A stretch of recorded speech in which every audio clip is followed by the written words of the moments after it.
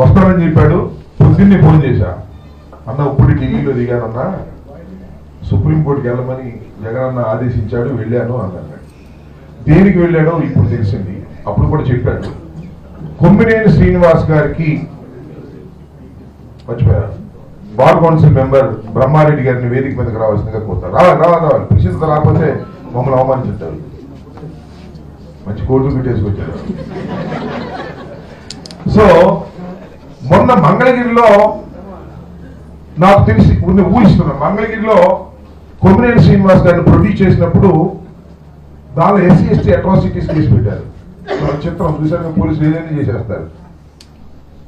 పోలీసులు ఎలా చేస్తారంటే మళ్ళీ చెప్తే ఎక్కువసేపు అవుతుంది.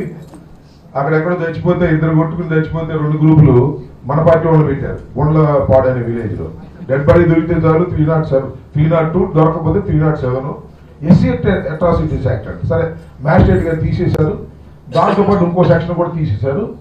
మిగతా సెక్షన్లన్నీ కూడా below 3 years, below 7 years, below 7 years remand ఎట్లా ఇస్తారు అనే దాని మీద బహుశా వెళ్ళేట్టున్నారు.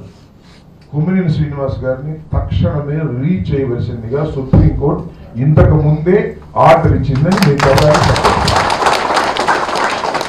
సో సుప్రీంకోర్టుకు వెళ్ళైనా సరే న్యాయం చెయ్యాలి అనేటువంటి పద్ధతుల్లో ఇవాళ జగన్మోహన్ రెడ్డి గారు ఉన్నారు. నిదానంగా అన్ని బయటకు వస్తాయి, అన్ని పటాపంచలు అవుతాయి అనేది కూడా ఈ సందర్భంగా నేను తెలియపరుస్తూ, ఇప్పుడు సమన్వయకర్తలు ఉన్నారు, 7 సమన్వయకర్తలు. వీళ్ళందరినీ తక్కువ మాట్లాడవలసిందిగా కొంత వాళ్ళ అడ్వకేట్స్ సంబంధించిన వాళ్ళు ఎక్కువ మాట్లాడిద్దాం అనేది అనుకున్నాం. వీళ్ళని మేము మాట్లాడనంటే వారికి 5-6 నమస్కారాలు, మాట్లాడుతా ఉన్న వాళ్ళకి 1 నమస్కారం.